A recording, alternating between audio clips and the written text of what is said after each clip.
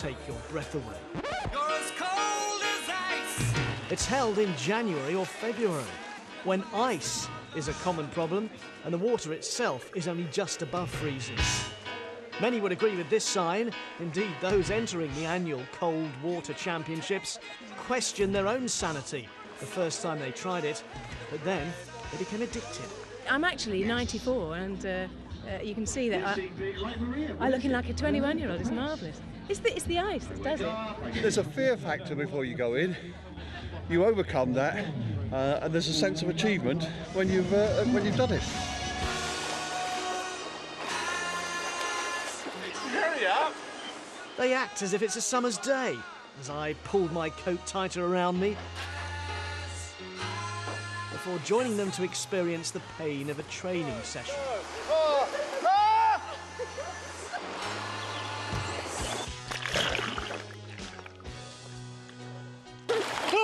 He's not being stabbed! It's needle! Mad but incredible people. How'd you stop? After just one width, it was a race for the sauna. And when the teams go to Finland to do this, it can be a race to survive. The water freezes on you, and so that I had ice between my fingers as I came out of the pool.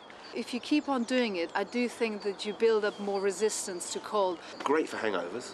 Come down on Sunday morning after you plaster the night before and jump in, and it's kind of like it just leaves your system completely. Oh, I feel human again. Honestly, before I was in such pain I couldn't speak, but now I feel really exhilarated, really healthy, really good. But just been told that after the luxury of the sauna, we have to go and jump back in again. You've just become acclimatised. You get used to it. You get to need the sort of adrenaline rush that you get from it. It's just a quick fix in the morning, really. I'm hurting now.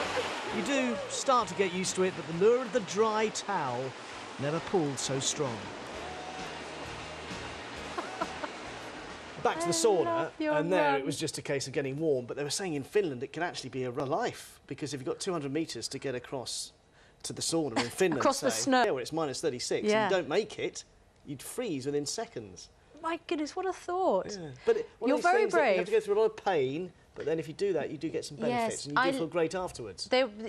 Definitely your contributors were trying to serve those benefits, weren't they? The more you do it, the better it gets. Yeah, absolutely. They don't get cold. Once is too much. Right, thanks very much. We'll see that again a little bit later on. With Valentine's Day just around the corner, you'd expect florists to be looking forward to healthy sales of romantic red roses, but the price of buying them from abroad doubled overnight. At least one retailer has stopped selling the flower altogether in favour of exotic. Saying it with flowers has never been so expensive.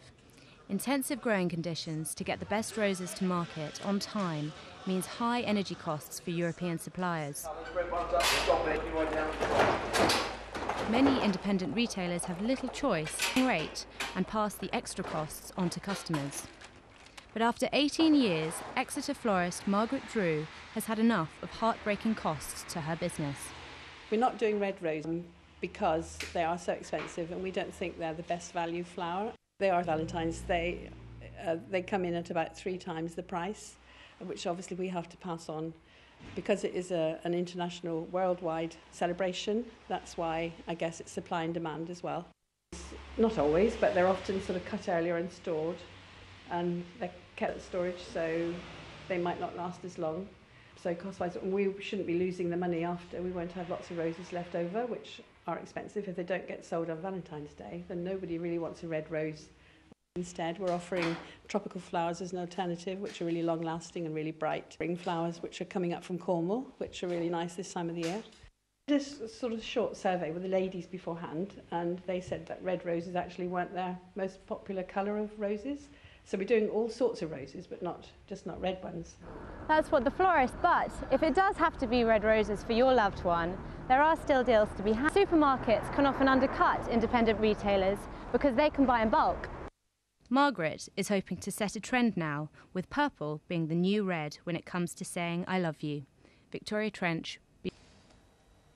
6:45, you're watching Breakfast from BBC News. Let's update you on the headlines. Continued throughout the night in Egypt after Hosni Mubarak quit as president after 30 years in power.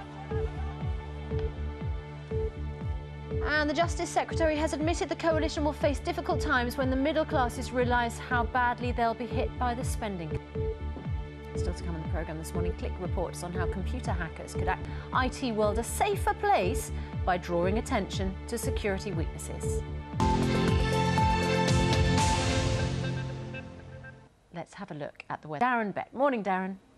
Morning, Susanna. We've got some sunshine on the way today. We've got a band of cloud and rain. We've got to push that away towards the east before the sunshine follows from the west. The wetter weather is sitting across Scotland, across eastern England at the moment. You can see through the morning it just edges away towards the east, finally clearing away. Sunny spells then following on behind, just 1 or 2 showers, but many have a dry day and temperatures not bad either in fairly light winds, 8 to 11 degrees. Saturday's probably the best day of the weekend because there's more rain to come. You can see rain in Northern Ireland before midnight, eases its way eastward. Some of the rain will be. The wind picks up briefly. Temperatures in eastern areas will dip close to freezing, and then as the cloud, the rain and the strengthening wind arrives. So Sunday looks a bit of a wet day really, not too much rain to begin with in the east, but once the rain arrives it's sitting there for most of the day, not much sunshine at all, but some stronger winds. It's a southerly wind, so at least it's mild I suppose, with temperatures in the to 10 Celsius. So that's it. Back to you, Susanna. Darren, thank you. Now, computer hackers are not normally thought of in a positive light in the technological world, but their skills could be helping to expose serious problems with security. We find out how they're doing some good in this morning's Click. You've kept your phone on you at all times. You've kept your voicemail password a secret. So how can someone listen into your phone calls as you're...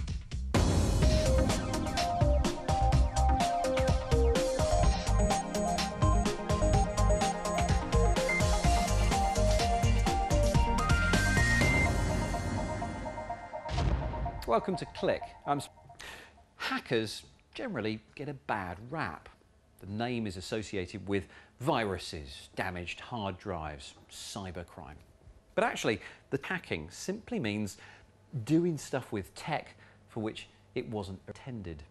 Cue the Chaos Computer Club, an enormous organisation of hackers which has previously got up to such mischievous antics as wiring our office buildings with lights to display huge text messages or play games on the sides of skyscrapers. But they also regularly demonstrate serious problems with existing tech which the rest of us had assumed was safe. David Reed went along to their most recent meeting in Berlin.